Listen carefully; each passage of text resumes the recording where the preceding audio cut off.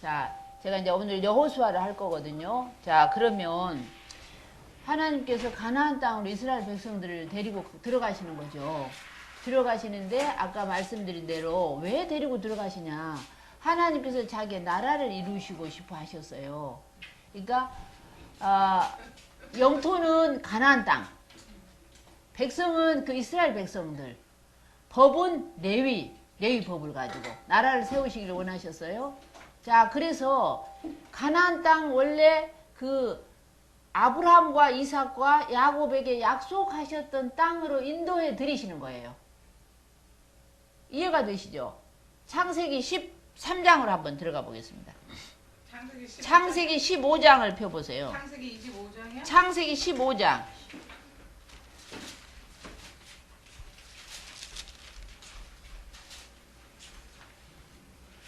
창세기 15장 18절.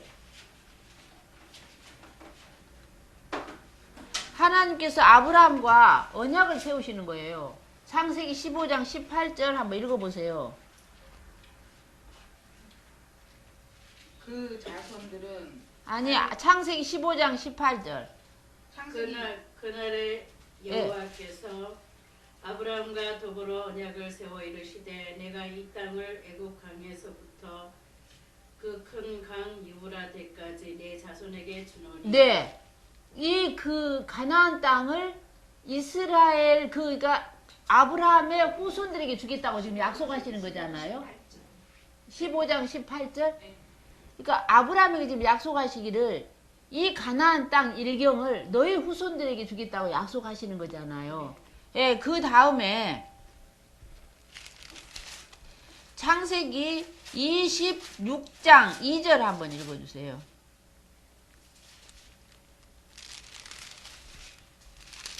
창세기 26장.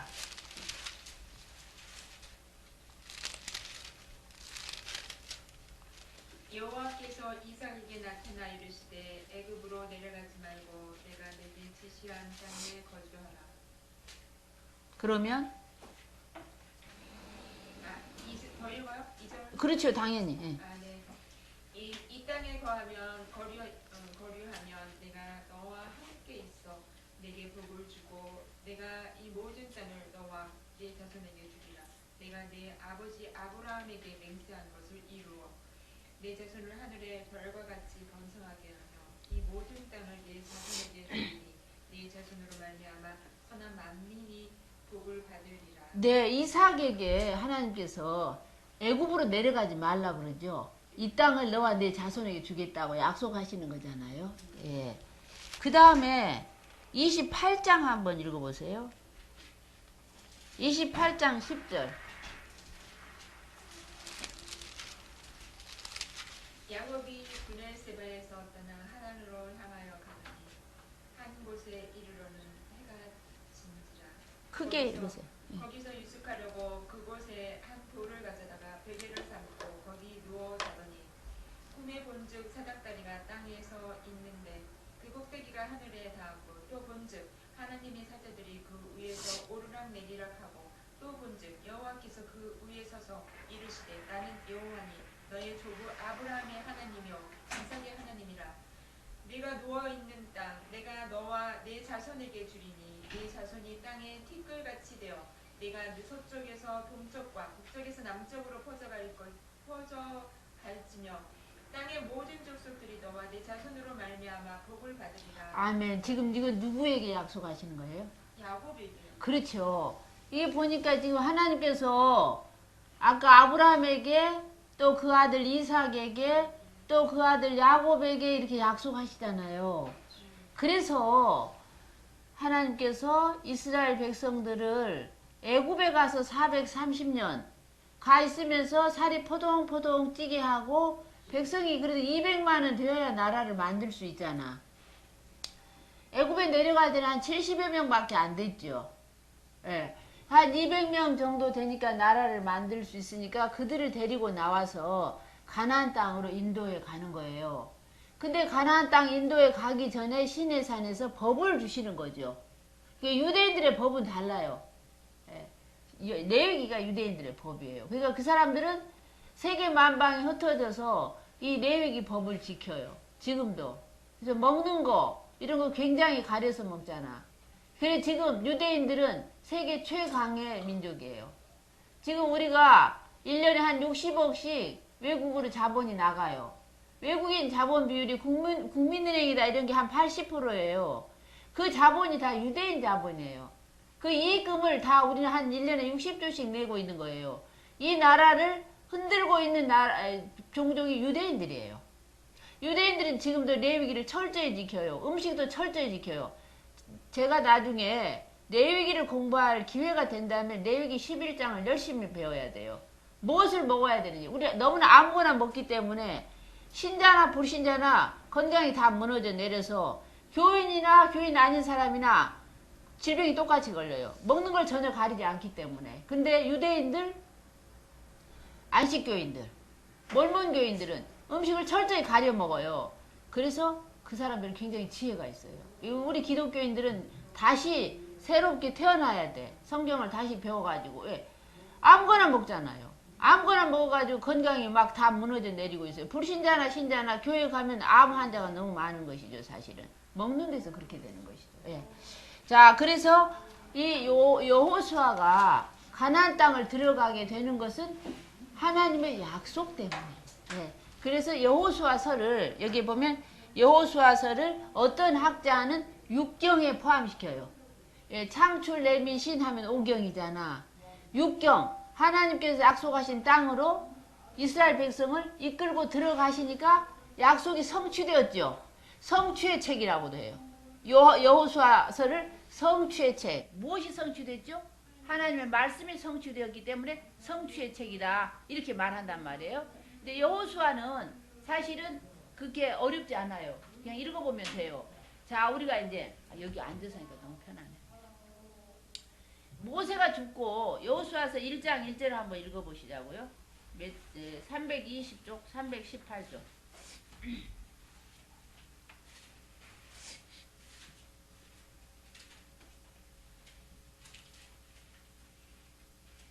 한번 읽어주세요. 1장요? 예, 1장 1절. 여호수아의 종 모세가 죽은 후에 여호와께서 모세의 수종자 눈의 아들 여호수아에게 말씀하여 이르시되. 예, 됐어요. 자, 보세요. 모세가 죽었죠, 이제. 네. 모세 지도자가 죽었는데 모세는 정말 위대한 지도자였어요. 그렇죠?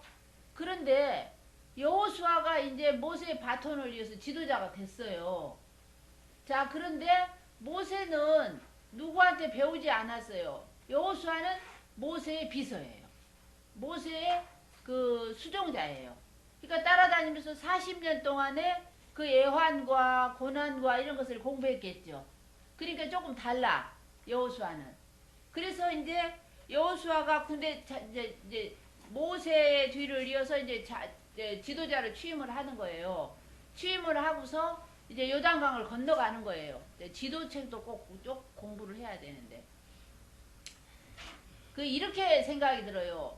만약에 모세가 요단강까지 다 건너가 줘버렸다면 여호수아는 할 게 없는 거야. 그러니까 하나님께서 모세 너는 건너지 마 그러신 것 같아. 왜 그러냐 하면 하나님은 지도자를 세우실 때 그 지도자의 권위를 세워주시더라고요. 홍해를 건너게 함으로써 모세의 지위가 많은 백성들 앞에서 권위가 서는 거예요. 권위를 세워주세요. 하나님께서 일을 시키려면. 그런데 요단강까지 다 건너가 버리고 모세가 건너가고 나서 죽으면은 누가 여호수아 말을 듣겠어요, 백성들이? 그러니까 그 홍해는 모세로 하여금 건너게 하시고 요단강은 여호수아로 하여금 건너게 하시는 것 같아요. 그러면서 백성들이 여호수아의 그 지도력에 이렇게 순응을 하게 되죠. 자, 그런데 그 여호수아서를 대략 나누면 여호수아가 건너갈 때에 요단강을 건너가요. 요단강을 건너가서 할례를 행하고 기념비를 세우게 되죠. 그 다음에 싸움을 싸우게 돼. 그 안에 있는 사람들을, 그 안에 원주민들이 있어요. 원주민들이 있는데 그 원주민들을 몰아내는 거예요. 하나님께서 그 땅을 주셨기 때문에. 몰아내는데 한 6, 7년 걸려요. 여호수아가 중부전투, 남부전투, 북부전투를 마치는 기간이 한 6, 7년 걸리는 것 같아요. 그렇게 이제 그 6, 7년 동안을 싸우는데 여호수아는 별로 하는 게 없어요. 뭐 저 광야에서 촌 사람들인데 뭐 얼마나 싸움 준비를 했겠어요. 뭐가 무기가 있겠어요. 여호수아 군대 장관이 있어요. 천사가 내려와서 같이 싸우시기 때문에 가는 족족 다 이기는 거야. 하나님께서 그 땅을 약속해 주신 땅이니까 가면 다 이겨. 그래서 이스라엘 백성들 마음속에는 아, 전쟁은 하나님이 하시는 것이다.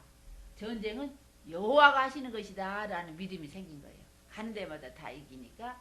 그렇게 해서 6, 7년 동안에 그 여호수아가 그 지역의 왕들을 굴복시키고 목을 딴 왕이 몇 명?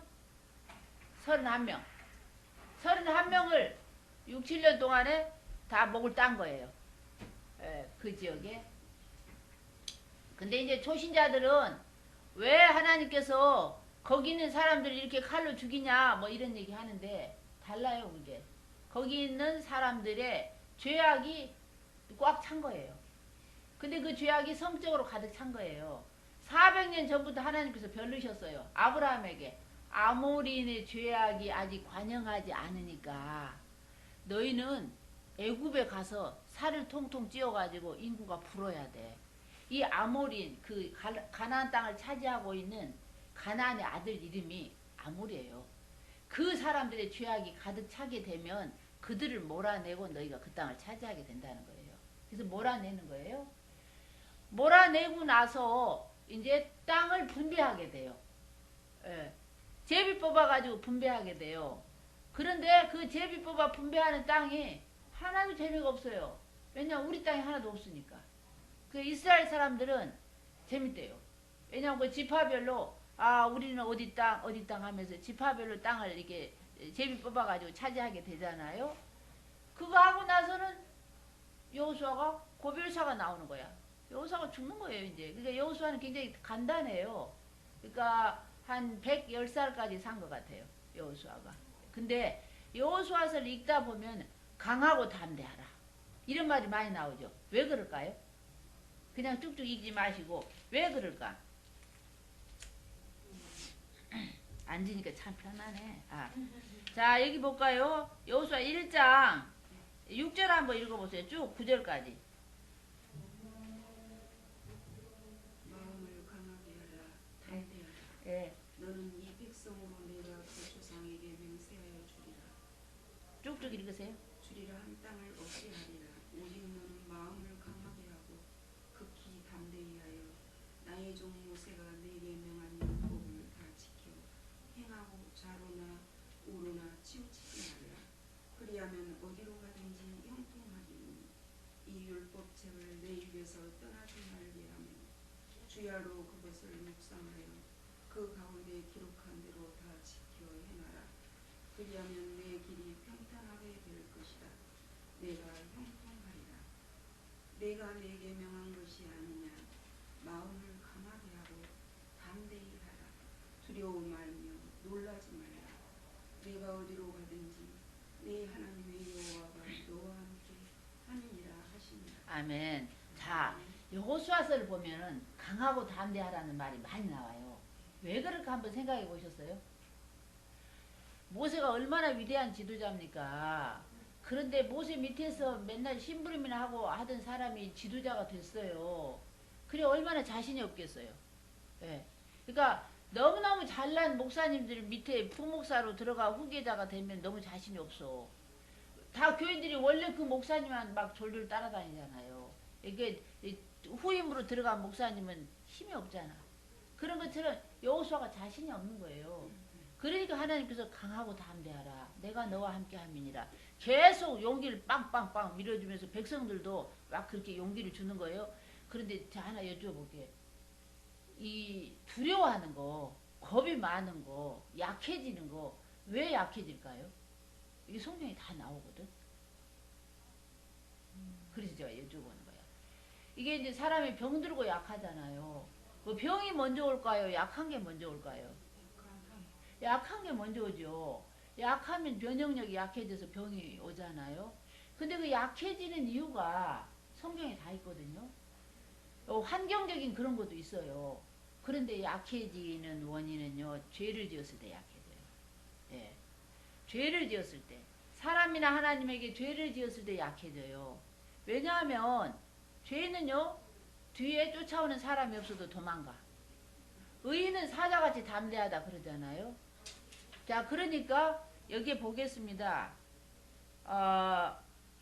모세가 너에게 명한 율법을 다 지켜 행하라는 거예요. 율법을 지켜 행하라는 것입니다. 예. 그러면 좌로나 우로나 치우치지 말라. 그러면 네가 어디로 가든지 형통하리니 율법책을 내 입에서 떠나지 말게 하여 주야로 그것을 묵상하여 그 가운데 기록한 대로 다 지켜 행하라는 거야. 하나님의 법을 지켜 행하면 사자같이 담대해요. 그러니까 겁이 없는 사람이 어떤 사람이 겁이 없어요? 예, 담대한 사람 왜 담대하죠? 죄를 짓지 않았어요. 죄가 없을 때. 시골에서 농사 짓는 사람 겁나는 게 하나도 없어. 그죠? 예. 그런 거 있죠. 그러니까 우리가 율법을 지켜 행하면 하나님의 뜻대로 살아가면 사자같이 담대해요. 두려워할 게 없어요. 예. 예, 그런 것을 볼 수 있어요. 자, 우리가 보통 강하고 담대하라 막 계속 그러잖아. 근데 그냥 강하고 담대해지는 게 아니야. 하나님의 말씀을 지켜 행할 때 강하고 담대해지는 것이죠. 죄가 없을 때. 예.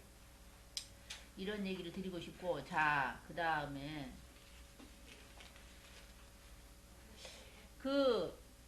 여호수아는 우리가 보통 이제 이게 워낙 쉬워요. 그냥 읽어보면 이해가 되니까.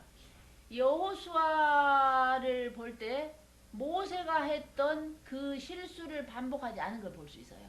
그죠? 모세는 멘토해 줄 사람이 없었어요.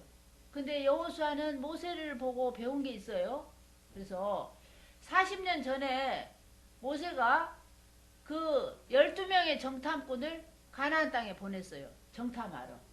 네, 민수기에 나오죠? 신명기에도 나오고. 근데 12명이 가가지고 2명은 제대로 눈이 있어서 제대로 된 보고를 했어요. 누구죠? 여호수아 갈렙이죠. 10명은 눈이 제대로 아닌 거야. 예, 보지 못하고 듣지 못하는 거예요. 근데 어떻게 아무리 여호수아 갈렙이 옳다 해도 다수결에 밀리잖아. 10명에게 밀려버렸잖아. 그래서 못 올라간 거죠. 가나안 땅에. 예. 그것이 패배의 쓰라린 경험이에요. 그러니까 가나안 땅에 들어가지 못함으로써 그때 20살이 넘은 남자들은 다 죽었어요. 예. 40년 동안 있으면 다 죽고 이제 이제 가는 사람들은 그때 20살 미만인 사람들이 다시 커가지고 온 거예요. 그러니까 제일 많아봐야 60살이야. 그렇겠죠? 그리고는 이제 여호수아와 갈렙은 옛날 그 사람이죠. 그러니까 그 요단강을 건너갈 때에 옛날의 경험을 다 살려서 어중이 떠중이 데리고 가지 않아요. 딱 2사람만 보내. 그 경험을 살려서. 그러니까 가나안을 정탐하고 오는데 그 여러 사람 12명 보내지 않는단 말이죠. 2명만 보내는데 그 첩보원을 보내는데 간첩 또 정탐꾼 이렇게 하면 좀 의미가 그렇지만 첩보원 하면 다르죠. 예를 들면 러시아에서 미국으로 첩보원을 보낼 때 어리버리한 사람 보낼까요? 네. 똑똑하죠. 너무 똑똑하고 잘나고 외국어도 잘하고 한가닥 할 수 있는 그런 사람을 첩보원으로 보내겠죠. 그러니까 여호수아가 남자 중에 상남자 2사람만 뽑아가지고 요단강을 건너가서 그 가나안 땅을 정탐하게 하는 거예요. 그게 이제 실수를 반복하지 않은 거죠. 그들이 요단강을 건너갔어요. 요단강을 건너가서 어디에 들어갔냐 하면은 주막집에 갔어요. 옛날에는 주막집이 지금으로 말하면 방송국이야. 그죠? 예. 오며 가며 술 먹는 사람들 뭐 그냥 그런 사람들이 있는 곳이 그 주막인데 주막에 들어갔더니 어떤 여인이 있는 것이죠. 그 여인이 누구죠? 라합이죠. 예. 그런데 우리가 이렇게 라합을 좀 눈여겨봐야 돼요. 라합은요 술집 기생이에요. 술집 기생인데 어째서 그 주막에 있게 되었는지는 성경에 기록되지 않았어요. 몇 년이나 있었는지는 모르겠지만 라합은요 뛰어난 여인이에요. 그래서 복음이 전해지는 곳마다 라합의 이름이 전해지는 것이죠. 자 보세요. 도대체 술 심부름하면서 문 뒤에 있으면서 술 가져와 하면은 술 갖다 주고 뭐 몸을 팔았는지 어찌했는지 모르는 그 여인이지만 그 팔레스타인 땅이나 우리나라나 그때나 지금이나 주막집에서 일하는 여인을 그렇게 높이 보진 않잖아요. 그런데 그 여인에게는 세 개의 눈이 있었어요. 남자를 보는 눈이 있었어요. 하나님을 아는 눈이 있었어요. 시대를 분별하는 눈이 있었어요. 그 주막에 있는 라합이. 그래 사람들이 술 먹고 그 햇사튼 말을 기억한 거예요.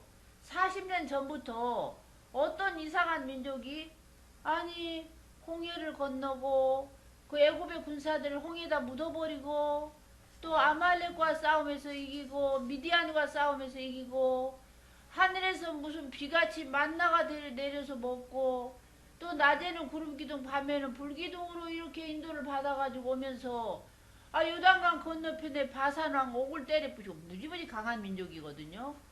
또 그 헬스본 그곳을 때려 부셔버리고 요단강을 건너온다는 거야. 그러니까 그 소문을 들은 거야. 40년 전부터 이 라합이 도대체 진짜인지 가짜인지. 그런데 어느 날 상남자 중에 상남자 두 사람이 들어온 거야. 이 여자 눈에. 그러니까 이 여자는 그런 안목이 있어. 딱 침을 발라버렸어. 딱찜 해버렸어.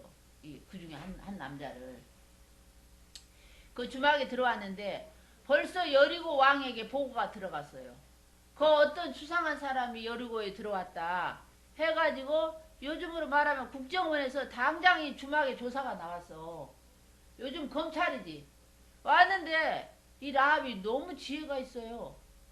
여기 지금 저 이상한 남자들 둘 들어왔지 하니까 어리버리 해가지고 아니요 안 들어왔어요. 어쩌고 저쩌고 하면 발각이 됐을 텐데 얘 들어왔어요. 들어왔는데 조금 전에 이 뒷문으로 나갔어요. 빨리 따라가면 지금 만날 거예요. 그러는 거예요. 남자들 같았으면 어리버리 저 하다가 들통나고 말았을 건데 여자가 이 뒷문으로 나갔는데 빨리 가면 따라잡을 수 있을까요? 빨리 따라잡을 거라 생각하고 막 가버리는 거야. 이 국정원 직원들이 막 따라 나가니까 그 여리고 성문이 딱 닫히는 거죠. 그러니까 이제 그 정탐원 첩보원 두 사람을 그 옥상에다가 숨겨놨다가 그 밤에 들어가서 이제 내가 말이야 너희들 내가 좀 아는데 그 너희들 나라가 임할 때 나를 좀 도와주라 그래요. 저 예수님 그 한편에 간 것처럼 너희들의 나라가 임할 때 나를 살려주라 그런 말 하죠. 그런데 이 여자가 이런 말 하죠. 너희는 상천하지 하나님이다. 그러니까 이 라합은요 술꾼들 사이에서도 이 가나안의 신은 진짜 신이 아닌가 보다. 여리고 신은 진짜 신이 아닌가 보다. 저 이상한 민족들이 믿는 신이 진짜 신인가 보다. 그런 생각을 하게 된 거예요. 그러니까 이 사람들에게 너희가 믿는 신은 상천하지 하나님이다 라고 이방 여자의 입에서 그것을 고백하는 말을 하는 거예요. 그러니까 비록 술집에 있지만 하나님을 만나는 사람이 있어요. 교회에 있어도 신학교에 와서도 하나님을 만나지 못하는 사람이 있어요. 그렇죠? 예. 이게 하나님을 아는 그런 여인이 라합이에요. 그 소문을 듣고도 이제 그 하나님이 진짜 신이구나 하는 걸 알게 되었고 거기서 그런 말을 하죠. 너희 나라가 임할 때 우리를 도와주라 우리를 살려주라 할 때 그 사람들이 약속을 하죠. 그래 우리를 고발하지 마라. 그러면 우리가 들어왔을 때 너희를 지켜줄 것인데 우리가 나가고 난 뒤에 우리가 들어올 때에 너희 집에 창문에다 빨간 깃발을 달아라. 빨간 줄을 널어뜨려라. 그랬을 때 우리가 출정하게 되면 우리 군인들에게 그 빨간 줄을 늘어뜨린 집은 보호하라고 할 테니까. 네, 그런 말을 하는 거죠. 그렇게 해가지고 가만히 생각해 보면 라합이 그 이스라엘 백성들이 쳐들어온다는 걸 알았으니까 도망을 가면 되겠죠. 도망을 가면 살 텐데 도망을 가지 않고 그 사람들의 말을 듣고서 그대로 지킨 거죠. 그 말을 믿고 지켜서 구원을 얻은 것이죠. 그래서 자기 일가 친척들을 다 자기 집에다 모아다 놔요. 여리고를 점령할 때.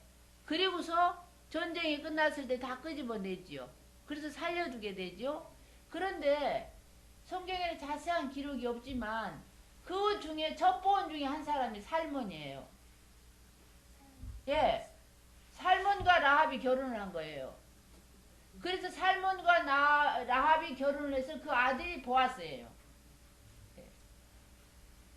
보아스와 모압 여자 룻이 결혼을 해서 누구를 낳지요? 오벳을 낳지요. 오벳이 이새를 낳지요. 이새가 누구를 낳지요? 다윗을 낳지요.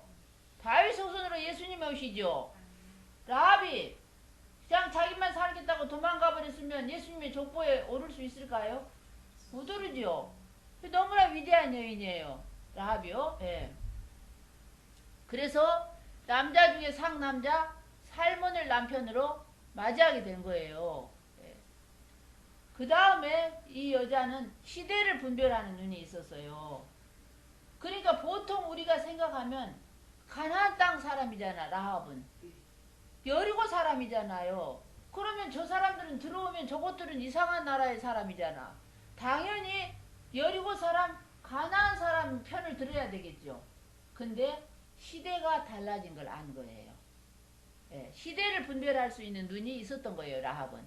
아, 저 애국을 탈출하여 온 민족이 결국 여기를 정복할 것이다. 그런 시대가 도래했다는 것을 안 거예요. 그래서 그는 그 여리고 사람들과 도망치지 않고 이 사람들에게 함께 새 나라의 주역이 된 거야. 이 라합이라는 여자는. 그래 예수님의 족보에 오르게 되고 그 훌륭한 살몬을 남편으로 두게 된 거죠. 그러니까 우리가 라합이, 그러니까 복음이 전해지는 곳에 라합의 이름이 전해진단 말이에요. 라합은 그래서 뛰어난 여인이에요. 세계의 눈을 가진 여인이에요. 뭐죠? 남자를 보는 눈이 있어야 돼. 여자는 남자를 보는 눈이 있어야 되고 하나님을 아는 눈이 있어요.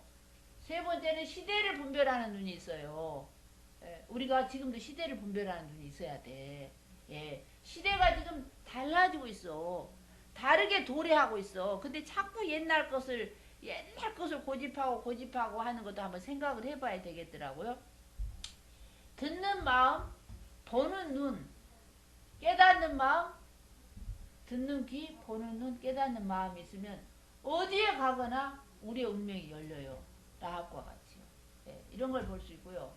라합은 출애굽기에서 아주 새겨 들을 만한 여인이에요. 라합의 이야기가. 또 하나는 그 여호수아와 갈렙의 이야기를 들 수 있죠. 근데 보통 우리가 친구 사이 하면은 요나단과 다윗을 얘기해요.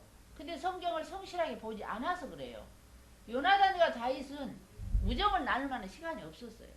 예. 그리고 나이 차이가 많아요. 신분도 달라요. 요나단은 벌써 다윗이 홍안의 미소년으로 골리앗을 때려잡을 때 요나단은 벌써 장가 가가지고 자식이랑 있었어요. 다윗은 아직 볼이 빨간 소년이었잖아. 그런데다가 신분도 달라. 왕의 아들이잖아. 요나단은. 다윗은 그때만 해도 저 시골에 양치기에 지나자는데 무슨 친구가 된다는 거야. 그게 잘 몰라서 하는 말이에요. 그냥 요나단이 일방적으로 다윗을 사랑한 거예요. 예. 근데 다윗을 사랑했다는 거고 또 이렇게 교제할 만한 시간들이 별로 없었어요. 보세요. 그렇죠? 다윗이 금방 사울 왕에게 쫓겨다니느라고 우정을 나눌 시간이 별로 없었어요. 그래서 요나단과 다윗의 우정이라고 해서하는 것은 성경을 성실히 보지 않아서 그래요. 근데 진짜 우정은 여기 여호수아와 갈렙이에요. 여호수아와 갈렙은 40년 전에 정탐꾼으로 가나안 땅을 같이 갔다 온 사람이죠. 그러면 각 지파의 두 우두머리잖아. 예. 그러니까 이 사람들이 40년 동안을 광야에서 동고동락했던 사이예요. 이 여호수아 갈렙은 정말 친구 중에 친구인 거예요. 예. 그런데 여호수아와 갈렙의 나이 차이는 한 대여섯 살 된 것 같아요. 여호수아가 한 대여섯 살 많은 것 같아요. 그런데 갈렙이 무엇이 어쨌다 저쨌다 하는 말이 없어요. 여호수아의 그 리더십에 100% 순종해요. 그런데 가나안 땅에 가가지고 이제 땅을 정복하기 시작하죠. 땅을 정복하고 다 이제 그러니까 다 보면은 베냐민도 예루살렘을 차지했던 곳이 베냐민 땅인데 베냐민도 그 예루살렘 성을 정복하지 못해. 예. 그런데 그 갈렙이 나이가 많아요. 80이 훨씬 넘었어요. 그런데 여호수아에게 옵니다. 친구, 내가 친구 좋다는 게 뭐야? 나한테 좋은 땅 있으면 나한테 좀 줘. 그렇게 말을 안 해. 그렇죠? 갈렙이 뭐라 그러죠? 이 산지를 정복하기 어려운 땅, 네피림이 있는 땅, 아낙 자손이 있는 땅, 산세가 험악해서 정복하기 어려운 땅이 있으면 나에게 줘. 내가 정복하겠어. 나는 40년 전이나 80이 넘은 지금이나 힘이 똑같아. 그러니까 내가 그 땅을 정복하겠어. 라고 말해요. 그러니까 좋은 땅을 달라고 안 해. 다른 사람이 정복할 수 없는 나쁜 땅이 있으면 나를 달라고 그래요. 갈렙이요. 그래서 정복한 땅이 어디죠? 헤브론이에요. 자, 이렇게 이스라엘 지도를 보게 되면 이스라엘은요, 우리나라하고 달라요. 높은 데 마을이 있어요. 산이 해발 800, 1000 되어야지 살기가 좋아요. 우리나라도 옛날에 평창이 700고지라고 그랬어요. 해발 700m 가게 되면은 팔이나 목이 없대요. 사람이 살기 굉장히 좋대요, 환경이. 근데 그 헤브론은 해발 1000m예요. 지중해로부터 1000m 고지야. 그 아낙 자손이 살던 데야. 그러니까 그런 곳은 정복만 하면은 사람이 살기가 좋아요. 그런데 워낙 강한 민족이 가지고 있기 때문에 정복하기가 쉽지 않아. 그런데 그 땅을 헤브론을 갈렙이 정복한 거예요. 그래서 갈렙은 유다 지파죠. 그러니까 유다 지파의 수도가 헤브론이에요. 예루살렘도 800m예요. 해발 800m. 사마리아도 높아요. 그래서 이스라엘 그 땅은 비행기를 타고 가게 되면은 산 꼭대기에 도시가 있어요. 그래서 성경에 보면 산하, 큰 산하 라고 하는 말이 나와요. 선지서를 보면 그건 큰 도시들아, 도시들아 그럴 때 말하는 거예요. 네. 그래서 그 갈렙의 우정, 여호수아 갈렙의 우정을 볼만한 것이죠. 자, 그런데 여호수아는 굉장히 훌륭한 사람이에요. 훌륭한 사람인데 지나고 보면은 조금 아쉬운 것이 있어요. 아쉬운 것이 있어요. 뭐냐면 모세는 하나님께서 너 이제 가나안 땅에 들어가지 마 그러죠. 그리고 너 이제 너는 여기서 죽어야 돼. 못 건너가. 그러니까 모세가 그러죠. 아니 그러면 목자 없는 양 같은 이 백성들을 그러면 어떡하란 말입니까? 그러죠. 그러니까 하나님께서 뭐라 그러시죠? 아, 네 옆에 모세 저 여호수아 있잖아. 네 비서 여호수아 있잖아. 그 사람에게 기도해가지고 지도자로 세워. 그러죠. 근데 여호수아는 굉장히 중요합니다. 역사서를 보면 여호수아는 자기가 그냥 죽을 때 지도자를 정하지 않고 죽었어요. 예. 그게 실수야. 나중에 천국에 가면 여호수아에게 한번 물어보세요. 왜 후계자를 세우지 않았는가? 그래서 그 다음에 후계자가 없어요. 여호수아 죽고 나서 사사시대가 도래하지요. 사사시대가 한 360년 이어져요. 그러니까 지도자가 없으니까 어때요? 지도자 없는 백성들이 어쩌죠? 사사시대가 종교 암흑기 시대가 돼요. 지도자가 없으니까. 자, 우리나라에 지도자가 없어봐. 문재인 대통령 아무리 욕하고 막 엄청나게 그래도 지도자가 없으면 어쩌겠어요. 그렇죠. 그래서 사사시대 종교 암흑기 시대가 되는 걸 볼 수가 있어요. 그리고 또 하나 지도자 후계자를 세우지 않았다는 그런 점이 있고 또 하나는 성경 강좌를 안 했어요. 굉장히 하나님 말씀에 순종하는 지도자인데 성경 낭독을 가르치지 않았어요. 지금 우리 교회에서 성경을 가르치지 않아서 사람들이 하나님의 뜻을 잘 모르고 있어요. 그런데 오경에 들어가서 보게 되면 모세가 신명기에 그런 말을 합니다. 이제 요단강을 건너기 전에 너희가 요단을 건너가면 이렇게 하라 하고 유언을 하는 내용이 있어요. 신명기 31장을 돌아가 보겠습니다. 신명기 31장 9절.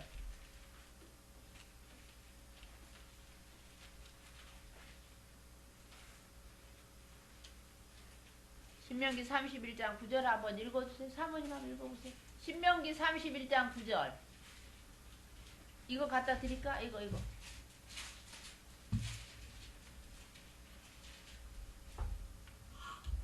한번 읽어보세요. 신명기 31장 9절 크게 읽으셔. 예. 모세가 이 율법을 써서 여호와의 언약궤를 매는 레위 자손 제사장들과 이스라엘 모든 장로에게 주고 네. 그들에게 명하여 이르기를 며칠 년 끝 해 곧 정기 몇 년째의 초막절에 온 이스라엘이 내 하나님 여호와 앞 그 택하신 곳에 모일 때에 이 율법을 낭독하여 온 이스라엘로 듣게 할지니. 네. 쭉 13절까지. 3절, 13절, 14절. 곧 백성이 남녀와 유치와 내 성 안에 우거하는 타국인을 모으고 네. 그들로 듣고 배우고 내 하나님 여호와를 경외하며 이 율법의 모든 말씀을 지켜 행하게 하고 또 너희가 요단을 건너가서 얻을 땅에 거할 동안에 이 말씀을 알지 못하는 그들의 자녀로 듣고 내 하나님 여호와 경외하기를 배우게 할지니라. 아멘. 자, 이런 말씀이 있는지도 모르실 거예요. 오래 다니셔도. 자, 보세요. 신명기 31장 9절에서 13절은 모세가, 신명기는 뭐라고 그랬어요? 모세의 설교라고 그랬죠. 마지막 설교예요. 모세의 고별 설교이기도 하고 모세의 유언이기도 해요. 신명기는요. 그런데 뭐라고 하냐. 율법을 써서, 율법은 아까 뭐라고 그랬어요? 레위기라고 그랬죠. 율법을 써서 여호와의 언약궤를 매는 레위 자손 제사장들과 이스라엘 모든 장로에게 어깨에 매주는 거예요. 그러니까 율법책이 이렇게 작지 않아. 옛날에는 엄청 크죠. 뭐 나무 껍질인지 몰라도 거기다가 이렇게 뭐 짐승 가죽인지 몰라도 이게 어깨에 매야 되는 것이죠. 자, 그렇게 매서 지도자들에게 써서 줬단 말이에요. 주면서 뭐라고 하냐. 10절입니다. 그들에게 명하여 이르기를 매 7년 끝에 곧 정기 면제년 초막절에. 이 면제년이라는 것은 면제한다는 뜻이에요. 뭐냐. 안식년이다 이 말이에요. 7년 만에 한 번씩 돌아오는 안식년. 그런데 이스라엘 백성들에게는 3대 명절이 있어요. 아까 6월절. 애굽에서 탈출하죠. 죽음의 사자가 지나가잖아요. 6월절. 그 다음에 언약을 맺었던 오순절. 그 다음에 가을에 모든 농사 다 지어놓고 저장해놓고 그 즐기는 초막절이 있어요. 초막절을 수장절, 장막절이라고도 해요. 수장절 한 말은 추수해서 저장해놓고 우리로 말하면 추수감사절 또는 추석과 같은 절기가 초막절이에요. 이스라엘의 3대 절기는 6월절, 오순절, 초막절이죠. 의미가 다 있어요. 6월절은 구원을 경험한 거죠. 유대인들만 살아났잖아요. 이 애굽에는 통곡 소리가 나는데, 그 다음에 오순절은 언약을 받은 날이죠. 법을 받은 날이죠. 그 신약에서는 그게 성령 강림절이에요. 성령께서 임하신 거예요. 초막절은 이제 모든 거 다, 농사 다 지어놓고 거기에 그때가 8일 동안이에요. 휴일이 8일 동안 쉬어요. 이스라엘 사람들은 그 초막절에. 그런데 매해 아니고 7년에 한 번씩 안식년이에요. 우리로는 안식년이야. 이게 면제년이라고 하죠. 그때에 율법을 낭독해 주라는 거야. 이스라엘 백성들에게 율법을 낭독해 주라는 거예요. 예. 온 이스라엘이 11절 읽습니다. 온 이스라엘이 너의 하나님 여호와 앞에, 그러니까 여호와 앞에 성전 앞이겠죠. 어떤 장소를 정해놓고 그 여호와 앞에 그 택하신 곳에 모일 때에 11절입니다. 율법을 낭독하여 온 이스라엘로 듣게 하래요. 예. 근데 그 듣게 하는 목적이 뭘까요? 그 다음에 나오죠. 그 목적은 자, 어떤 사람에게 듣게 하냐? 12절입니다. 곧 백성의 남녀와 유치와 내 성 안에 우거하는 외국인까지도 다 모으고 그들로 듣고 배우고 내 하나님을 여호와를 경외하며, 우리가 성경 공부하는 거 여호와 경외하기를 배우는 거예요. 우리는 맨날 복 받는 것에 기독교가 아니고 기복교야. 그래서 성경 공부하는 것도 맨날 복 받는 것만 생각을 해. 그런데 이 성경 공부하는 것은 여호와 경외하는 걸 배우는 거야. 여호와를 경외하는 것을 배우면 복도 받고 구원도 받고 다 받아요. 복복 안 해도요. 예. 경외하며 이 율법의 모든 말씀을 지켜 행하게 하고, 그 말씀을 지켜 행하게 하는 게 목적이에요. 자, 그 다음에 13절.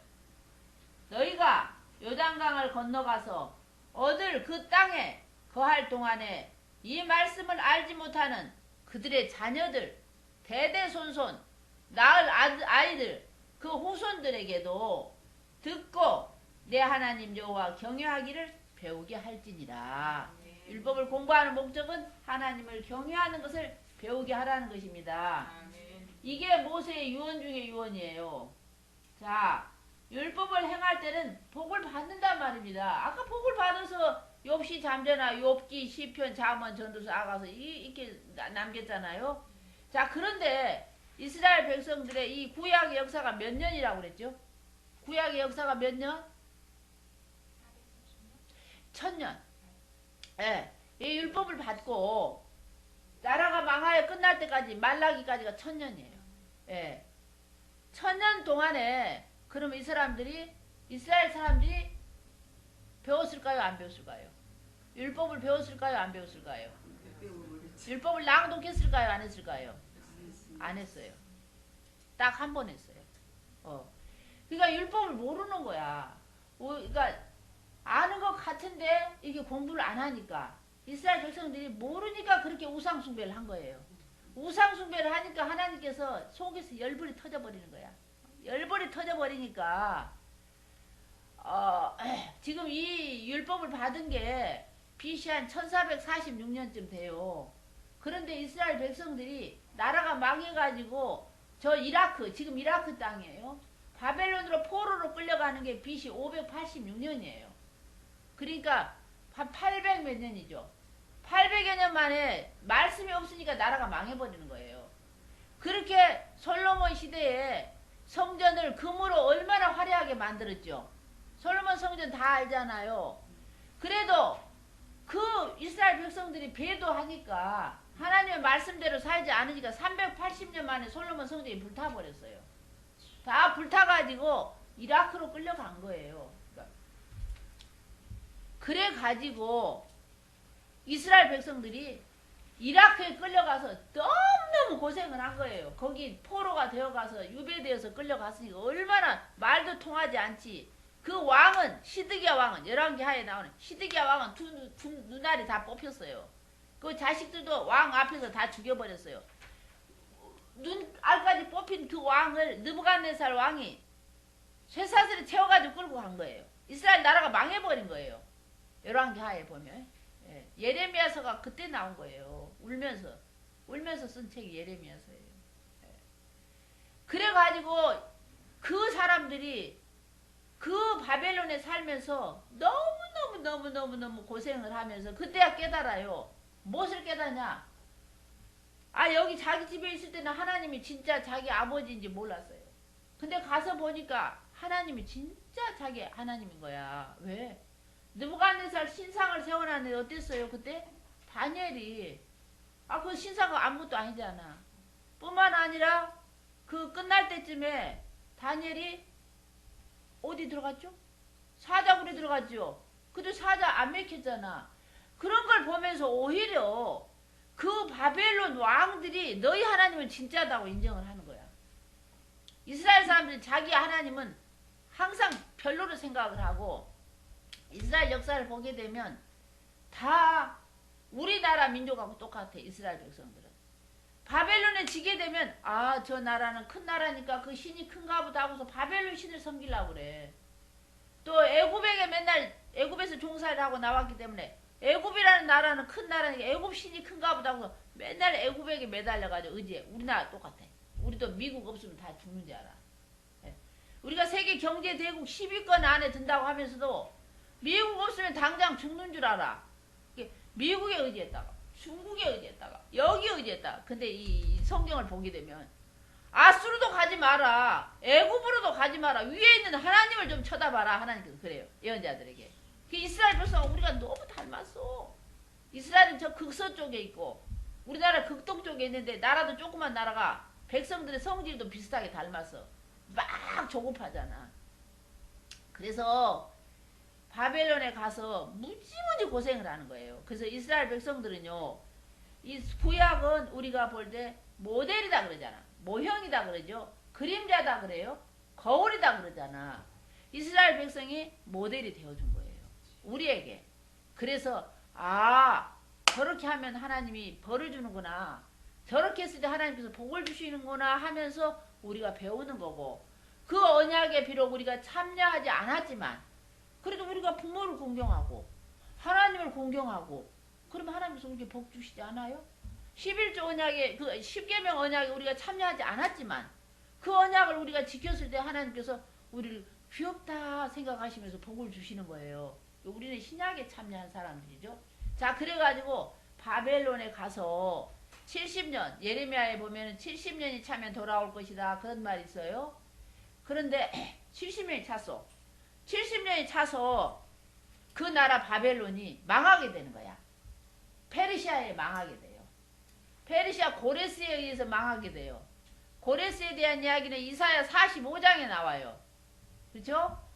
이사야 45장에 고레스가 태어나기 한 150년, 200년 전에 이사야 선지자가 예언을 해요. 고레스는 나의 목자다. 고레스가 나의 백성을 고토로 돌려보낼 것이며 고토를 복원하게 될 것이다.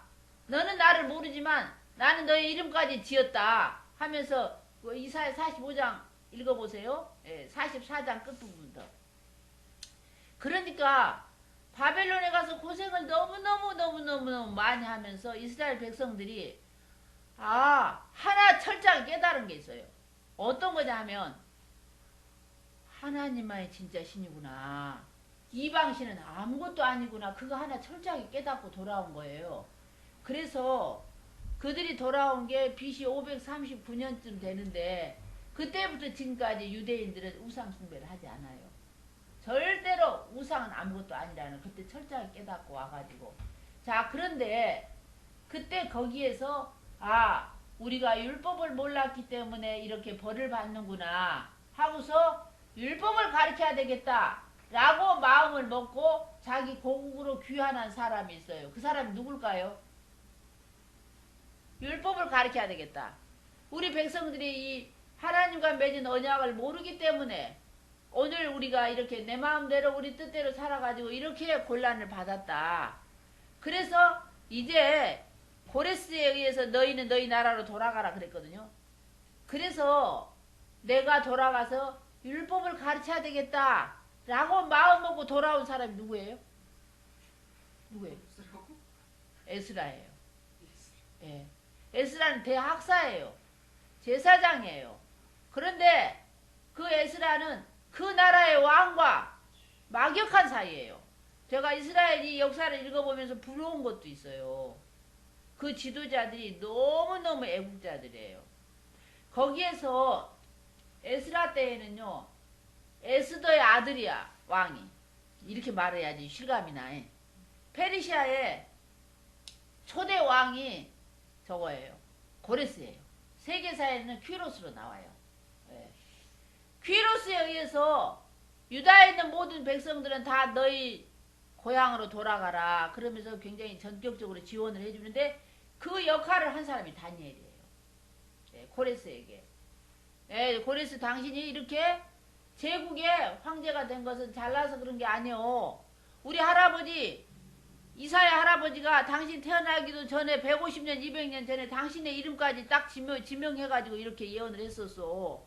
뿐만 아니라 70년 전에 예레미야 우리 선지자께서도 70년이 차면은 고국으로 돌아올 것이다 라고 예언을 했었어.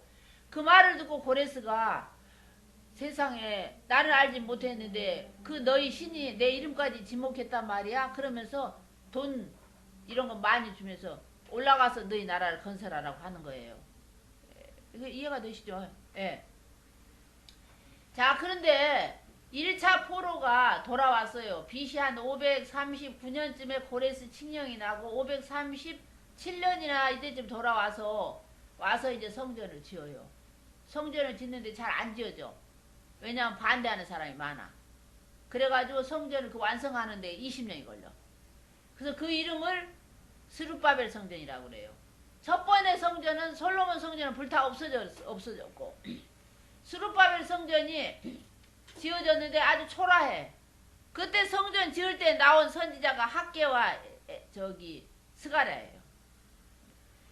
그래서 조그맣게 지어졌어. 초라하게 지어져서 예수님 오실 때까지 그 성전이 있었어요. 헤롯 성전은 그 스룹바벨 성전 옆에다 크게 지어놓은 거야. 초라한 성전 옆에다가. 자, 그런데 그 지어놓고 났는데 자, 이스라엘 백성들이 돌아올까요? 안 올까요? 안 와. 왜냐하면 1차 포로가 돌아올 때는 한 5만 명 돌아왔어요. 남자들이 돌아왔어 주로. 남자들은 사명감이 있으니까 자기 고토로 돌아오는데 알다시피 여자들 애들 70년이나 살고 있었으니까 우리가 해방된 지 70년이니까 벌써 잘 사는 사람 다 잘 살고 가난한 사람 가난하잖아요. 이미 다 뿌리가 내려져 가지고 부자들은 부자가 되고 신분이 벌써 다르잖아요. 자, 이렇게 땅도 소유하고 출세도 했고 했는데 안 돌아오는 거야. 왜 그럴까? 이 자기 고국은 돌아가면 황무지야. 예루살렘은 황무지야. 가나안 땅은 황무지인데 그 당시 바벨론은 지금으로 말하면 뉴욕과 같아. 거기에 자식들 키우기 좋잖아. 화려하잖아. 그 아줌마들 하는 소리가 있지. 자식 교육 시켜야 되는데 어디 가냐고 그러겠죠 되게. 그러니까 여자도 안 따라와. 자식들도 안 와. 그 남자들 주로 레위인들 이런 사람들은 사명감이 있으니까 첫 번째 포로 귀환 때 돌아오는 거예요. 자, 돌아왔는데 안 돌아와. 나머지는 금방금방 돌아와가지고 나라를 건설해야 되는데 돌아오지 않는 거야. 이스라엘 사람들이. 그래서 일어난 사건이 에스더 사건이에요. 안 돌아가니까. 그러니까 바벨론에 사는 것은 하나님의 뜻이 아니에요. 바벨론에서 훈련 받고 이스라엘로 돌아와야 돼. 바벨론 아무리 살기가 좋아도 거기는 노예야. 이스라엘 땅으로 돌아와야 돼. 하나님께서 원하는 나라를 이루어야 돼. 안 돌아오니까 어느 날 하루 이스라엘 민족을 몰살시키는 그런 날이 돌아온 거죠. 그게 푸림절이죠. 에스더 때 일어난 일이야. 그러고 나서 안 되겠다. 우리 고국으로 돌아가야 되겠다. 여기는 암만 잘 살아도 여기는 노예다. 언제 하루날에 다 죽을지도 모른다. 그러니까 그 내용이 그 에스라서에 나오죠. 예. 에스더서에 나오잖아요. 하만에 의해서 이스라엘 민족이 한꺼번에 그냥 하루에 다 죽을 뻔한 날이 있었죠. 그러니까 정신을 바짝 차린 거예요. 그렇게 해서 에스라라고 한 학자는 에스더야. 에스더의 아들이 아닥사스다 왕이야. 아닥사스다 왕과 굉장히 친해요. 그래서 원하는 건 뭐든지 받을 수 있는 정도로 실력이 있는 그런 능력이 있는 사람이 에스라예요. 에스라가 안 되겠다. 우리 민족을 올라가서 성경을 가르쳐야 되겠다. 라고 마음 먹고 정신 차리고 올라오는 게 2차 포로 귀환이야. 그게 BC 457년이에요. 그러니까 1차 포로 돌아오는 거와 2차 포로 돌아오는 게 거의 80년 만에 돌아오는 거예요. 예. 그러고 나서 이스라엘 백성들이 에스라가 왔어요. 에스라가 와가지고 율법을 막 가르치려고 하는데 안 들어. 사람들이 말을 안 들어요. 도대체 뭐 때문에 안 들을까?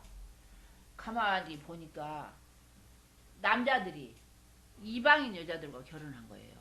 이게 처음 들으시죠? 지금 성실하게 읽어야지. 처음 들었어요? 예. 그러니까 남자들이 왔어요. 고국으로 돌아왔는데 자기 여자들이 안 오니까 그것도 1, 2년이잖아. 금식 기도도 하고 작전 기도도 하는 거 1년이지 남자들은 혼자 살 수가 없잖아요. 그러니까 거기에 그 주변에 있는 이방인들과 결혼을 한 거예요. 이방인들과 결혼을 하니까 이게 여호수아 제사장까지 심지어는 제사장까지 이방 여자들과 결혼을 하고 있는 거예요. 그러니까 뭐가 영이 서요? 안 서죠. 그때 이제 에스라가 그걸 안 거야. 알아가지고 그 성경에 나옵니다. 그 12월 달에 눈이 펄펄펄펄 내리는데 성전 문뜰에 그 바닥에 앉아가지고 그냥 울면서 수염을 쥐뜯으면서 울면서 막 한탄을 하는 거예요. 우리 조상 솔로몬이 1000명의 여자를 거느리다가 이방신을 들여왔잖아요. 그래서 나라가 망해서 바벨론까지 가서 유배를 갖다 복역을 하고 왔는데 또 이렇게 되면 어떡하란 말이냐 하면서 막 한탄을 하는 것이죠. 그래서 그때 에스라가 조사를 하기 시작해. 이방인 여자를 데리고 사는 남자들을 불러다가 하나하나 너 이 여자 보낼래 살래? 너 안 보내려면 너도 빠져. 옛날 우리 족보에서 빠져 하는 것처럼 유대인 족보에서 너는 빠져. 네 이 여자를 보낼 거야 안 보낼 거야 하면서 확답을 받는 거야. 도장을 다 받는 거야. 도장을 다 받으니까 그 남자들 숫자가 100몇 명이야. 예. 다 쫓아내기로 작정을 했어요. 안 쫓아내면 너도 나가. 이렇게 돼서 그것을 여자들을 쫓아내기가 어쩌겠어요. 얼마나 그게 이게 살아있는 함께 사는 가족이 찢어지니 얼마나 그러겠어요. 그러니까 자기 친정으로 돌아가니까 그 친정 그 아버지들 오빠들이 가만두겠어요? 난리가 나겠죠. 그러니까 와가지고 성문 그 문짝을 다 뜯어버리는 거예요. 성벽을 다 헐어버리고 막 그런 거예요. 그러니까 에스라가 이 성경을 가리켜서 그 소프트웨어 정신 마음을 다시 만들어 보려고 했었는데 진전이 하나도 없는 거야. 막상 하려고 했는데 그러니까 그때에 에스라가 사람을 보내는 거예요. 그 페르시아로. 페르시아에 지금 출세에 있는 사람이 누구죠? 페르시아 그 술 맡은 관원장이 누구죠? 느헤미야죠. 그러니까 저 위에 올라가면 자기 동포들끼리는 서로 잘 알잖아. 이렇게 서로 성공한 사람들이니까. 그래서 느헤미야에게 느헤미야 동생을 보내는 거예요. 그래서 여기에 상황을 알리는 거야. 느헤미야서를 보게 되면 동생이 왔다고 그러죠. 하나냐 동생이 왔다고. 그래서 고국의 상황을 물었더니 지금 성벽이 회파되고 난리라고 막 그러잖아.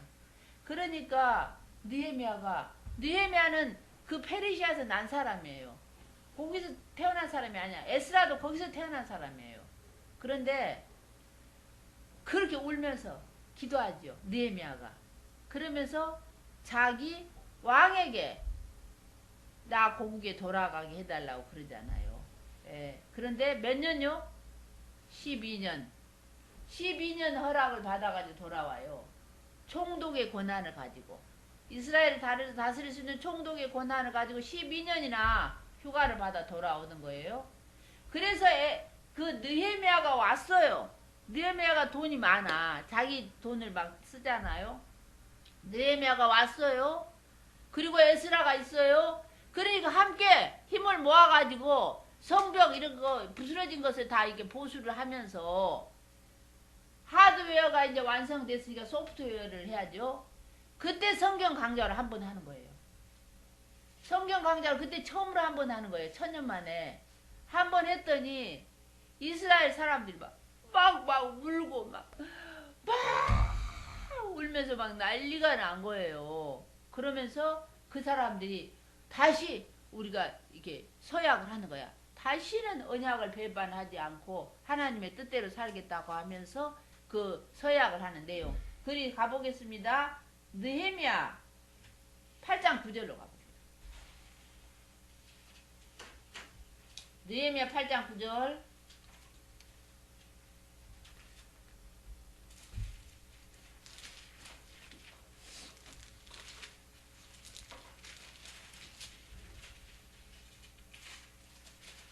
8장 8절부터 읽어보세요.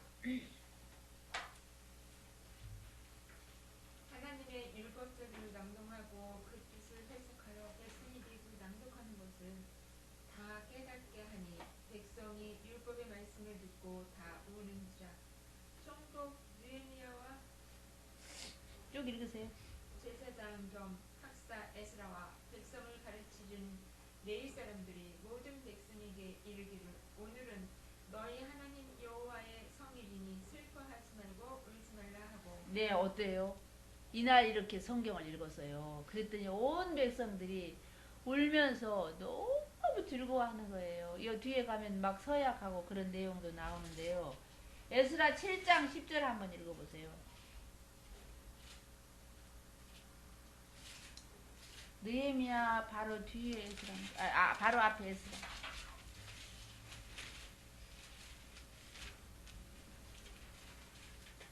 에스라가 올라오는데 8절부터 한번 그러면 7절부터 한번 읽어볼까? 7장 7절부터 쭉 읽어보세요. 10절까지. 아닥다스 왕 제7년에 이스라엘 자손과 제사장들과 레위 사람들과 느라는 자들과 문지기들과 미딤 사람들 중에 몇 사람은 예루살렘으로 올라올 때에 이 에스라가 올라왔으니 왕의 제7년 5달째라. 네. 첫째 달 초하루에 바벨론에서 길을 떠났고 하나님의 선한 손을 도우심에 입어 5번째 달 초하루에 예루살렘에 이르니라. 에스라가 여호와의 율법을 연구하여 준행하며 율례와 규례를 이스라엘에게 가르치기로 결심하였더라. 아멘. 자 보세요. 그 다음에 요 밑에 이제 7장 12절부터는 아닥사스다 왕의 조서가 있어요. 에스라를 보내면서 그 큰 나라에 그 왕 중에 왕 아닥사스다가 조서를 내리는 거야. 에스라를 보내면서. 너무나 감동적이에요. 12절 한번 읽어볼까요? 7장 12절. 다른 분 읽어주세요.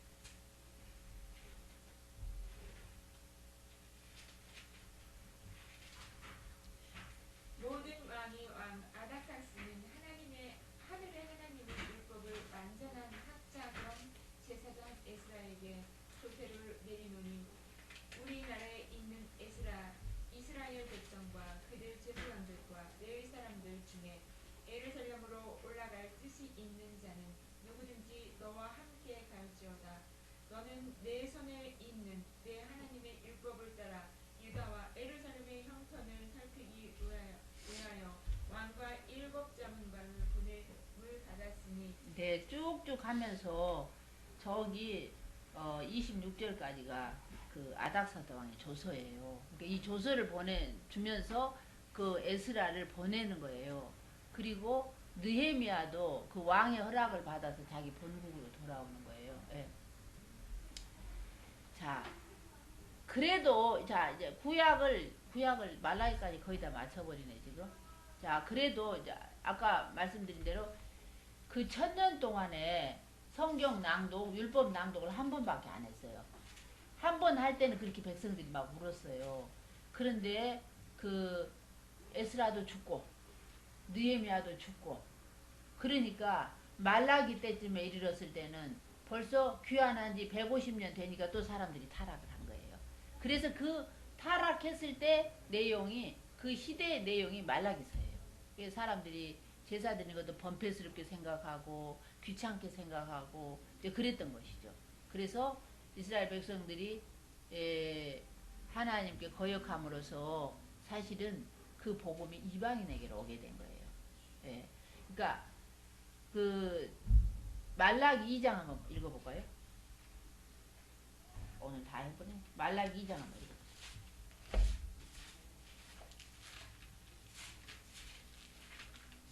말라기 2장 4절 5절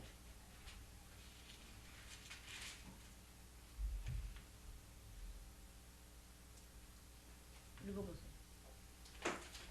만군의 여호와가 이르노라. 내가 이 명령을 너희에게 내린 것은 레위와 세운 나의 언약이 항상 있게 하려 함인 줄을 너희가 알리라. 네. 또. 레위와 세운 나의 언약은 생명과 평강의 언약이라. 내가 이것을 그에게 준 것은 그로 경외하게 하려 함이라. 아멘. 자 보세요. 말라기는 구약 성경의 마지막 책이죠. 마지막에 지금 레위 언약을 말하고 있잖아요. 레위 언약이 그래서 레위기가 구약 전체 핵심이에요.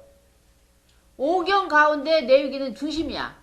오경에 레위기가 오경 중에는 중심에 들어있어요. 구약 전체에서는 레위기가 핵심이에요. 그러니까 그 역사서를 통해서 너희가 레위기를 지켰느냐 안 지켰느냐예요. 근데 마지막 책 말라기서를 보니까 지키지 않았어요. 자, 제가 읽겠습니다. 2장 4절 한번 보겠습니다. 만군의 여호와가 너희에게 이르노라, 내가 이 명령을 너희에게 내린 것, 레위기를 말하죠. 내린 것은 레위와 세운 나의 언약이 항상 있게 하려 함인 줄 너희가 알리라. 레위와 세운 나의 언약은 레위기를 말합니다. 레위와 세운 나의 언약은 생명과 평강이 약속된 언약이라. 자, 레위기를 지키면 오래 살아요. 그 음식대로 먹으면요 장수하게 돼요. 질병이 없어요. 요새 워낙 질병이 있지만 그 다음에 또 하나는 평안해. 그러니까 오래도 살고 평안하게 돼. 우리가 평안하지만 오래 살지 못하면 별로죠. 근데 평안하면서도 장수하는 게 복인 거야. 근데 또 평안하고 오래는 살지만 평안이 없으면 그것도 복이 아니죠.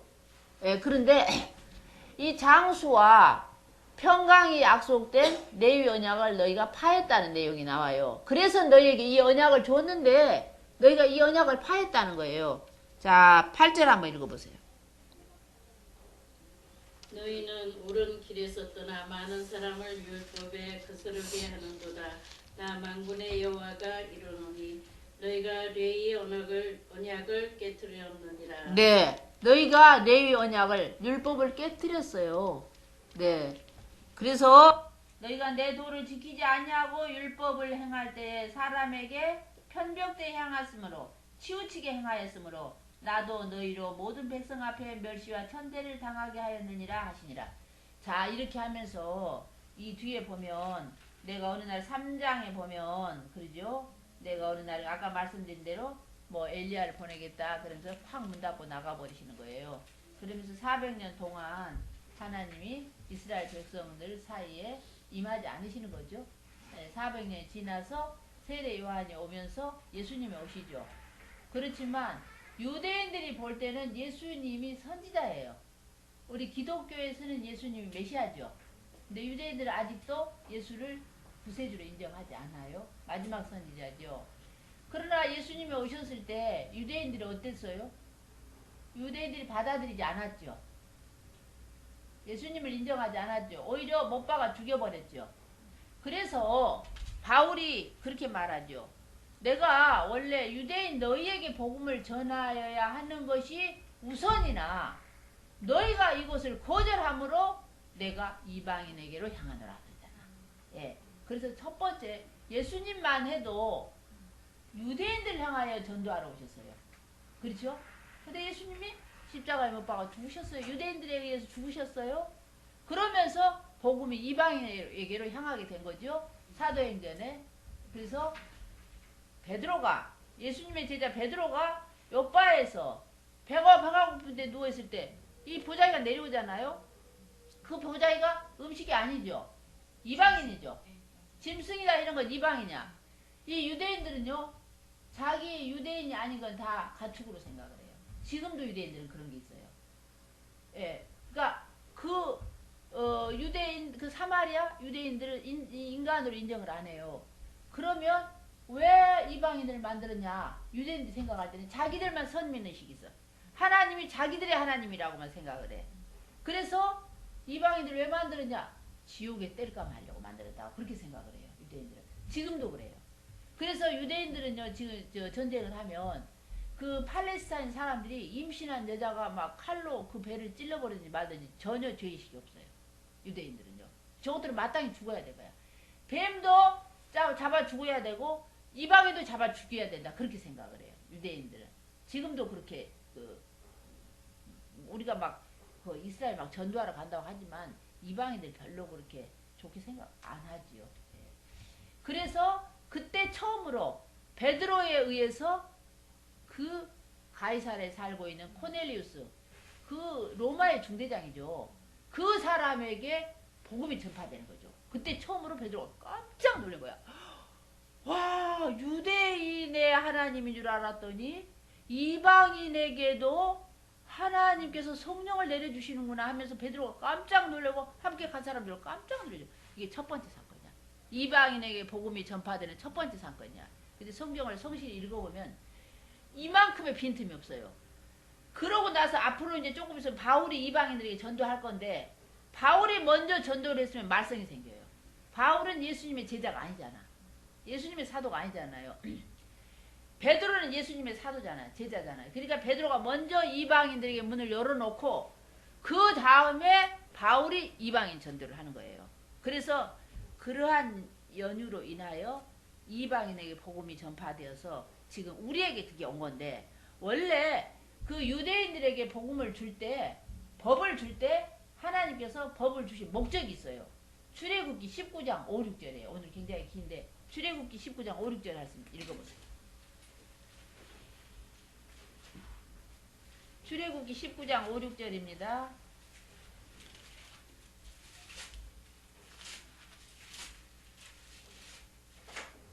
한번 크게 읽어보세요. 선생님, 저기 남자 집사님 한번 읽어보세요. 세계가 다 내게 속하였나니 너희가 내 말을 잘 듣고 내 언약을 지키면 너희는 열국 중에서 내 소유가 되겠고 너희가 내게 대하여 제사장 나라가 되며 거룩한 백성이 되리라. 너는 이 말을 이스라엘 자손에게 고할지라. 아멘. 자, 이 내용은 그 애굽에서 탈출해가지고 시내산에서 왔을 때에 하나님께서 모세를 부르신 거예요. 모세를 부르시면서 이렇게 말씀하시는 거야. 세계가 다 내 거야. 그런데 저 세계에 있는 사람들이 뭔지 모르겠지만 나에게 등을 돌리고 있어. 바벨탑 사건 때문인지 홍수 사건 때문인지 나에게 등을 돌리고 있어. 그런데 이스라엘 너희는 앞으로 80년만 더 있으면 조용히 이 지구상에서 사라질 민족이야. 왜 사라지죠? 모세 때. 모세 때 남자가 태어나면 나리강에다 다 버렸잖아요. 그런데 지금 모세가 지금 80살이 됐잖아. 그러니까 뭐 이스라엘 백성을 애굽에서 탄압한 지가 100년이 된 거예요. 근데 앞으로 80년 동안 계속 남자를 씨를 말려버리면 어떻게 되죠? 남자 씨가 마르면 종족이 없어져 버리죠. 그럴 종족 너희를 내가 이끌어 독수리 날개를 업어서 이 시내산 밑까지 데려왔어. 그러니까 너희가 내 말을 잘 듣고, 앞으로 내 말은 내 위기를 말합니다. 내 말을 잘 듣고 내 언약을 지키면 너희는 내 소유가 될 것이며 이스라엘 나라 너희는 내 것이 될 것이며 너희는 나에 대하여 제사장 나라가 될 것이며, 제사장 나라는 우리말로는 제사장인데 그 히브리 언어로는 폰티펙스예요. 사람들과 하나님 관계를 연결해주는 다리라는 뜻이야. 제사장은. 그러니까 너희 이스라엘 백성이 저 나를 등 돌리고 있는 저 민족들을 나에게로 좀 데리고 오는 다리 역할을 좀 하라는 거예요. 그리고 그렇게 하려면 어떻게 해야 돼? 너희가 거룩해야 된다는 거예요. 거룩할지니라. 이 말을 이스라엘 백성들에게 고할지니라. 그러니까 지금 이 내용이 출애굽기 19장 5, 6절 말씀은 굉장히 중요한 거예요. 구약 전체의 축이 되는 말씀이 이 말씀이에요. 이 구약 전체가 이 말씀에 매여 있는 거예요. 이게 또 앞으로 맺게 될 그 레위 언약, 율법의 전문이 되는 거야. 율법의 계약을 맺게 되는데 앞전자 전문, 율법의 정신과 목적과 취지가 이 안에 들어있는 거예요. 자, 우리가 저번에 여기서 강의할 때 우리가 헌법을 만들기 전에 헌법의 전문이 있어요. 아까 헌법 1조 1항은 대한민국은 민주공화국이다.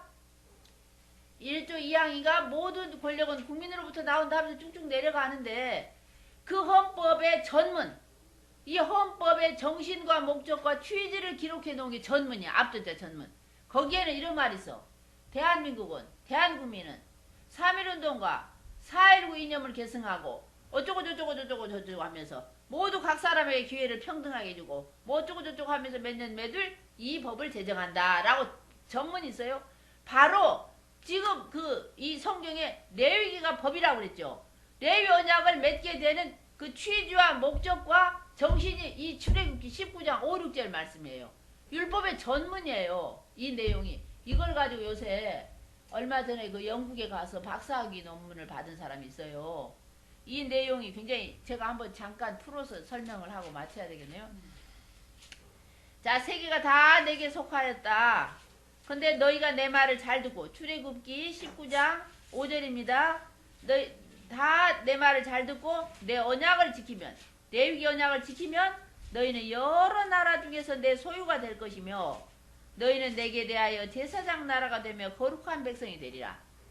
자, 이것이 이스라엘 백성을 하나님께서 출애굽시킨 목적이기도 하고 하나님의 꿈이 여기에 들어있어요. 자기 나라를 만드시려고 하는 그 하나님의 꿈이 들어있어요.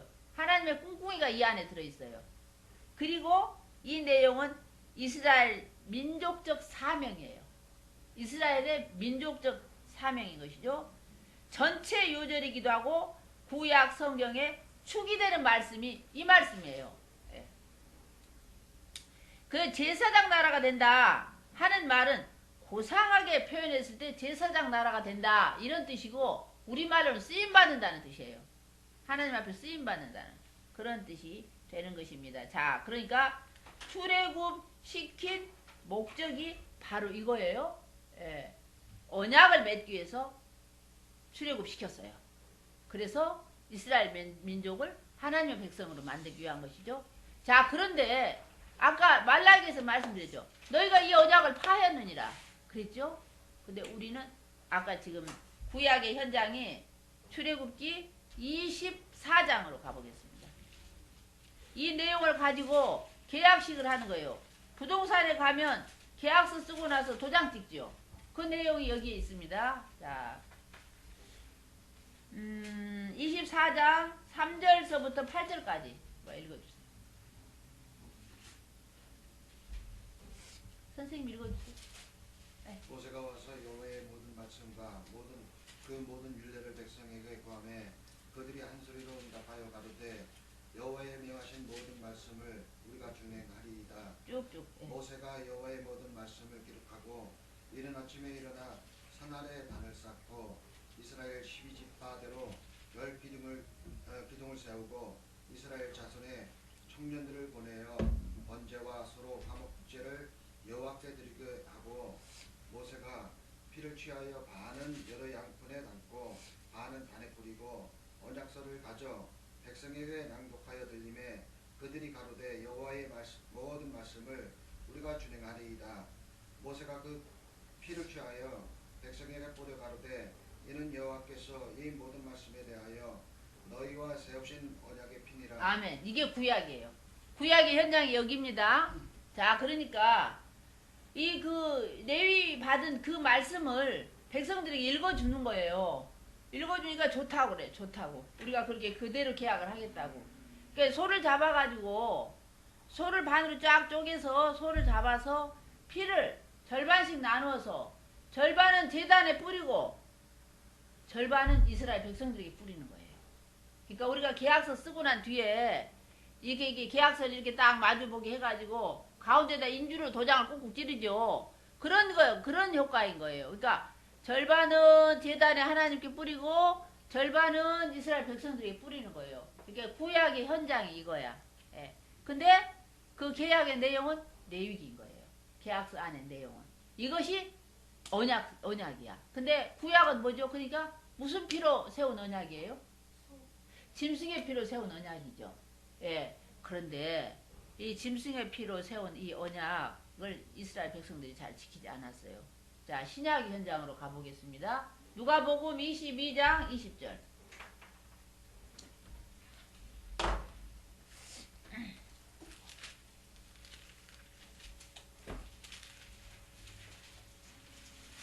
(19절부터) 읽어주세요. 이거 20이죠? 예, 22장. 누가복음 22장 19절 20절.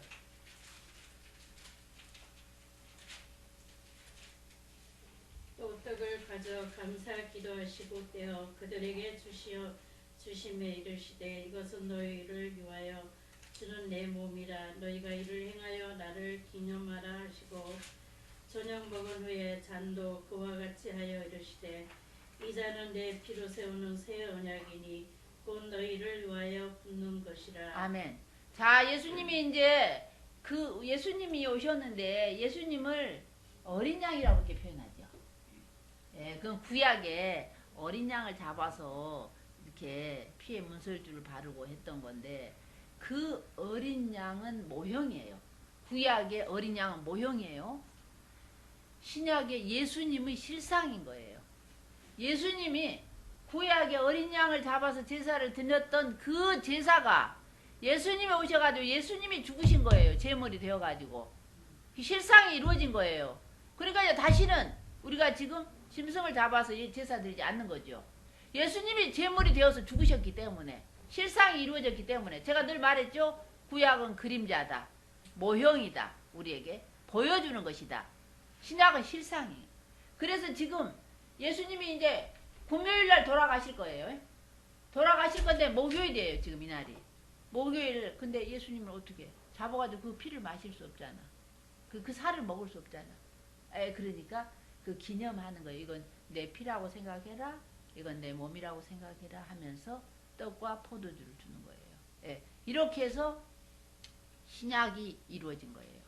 신약이 현장이 되는 것이죠. 자, 그러니까 이 언약에 참여한 우리는 어떻게 하죠? 아까 구약 이스라엘 백성들에게 주어졌던 사명이 지금은 우리에게 주어진 거예요. 베드로 전서로 가보겠습니다.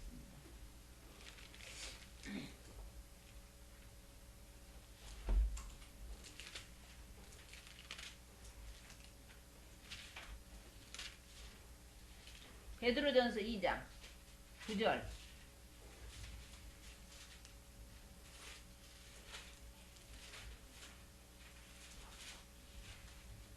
한번 읽어보세요.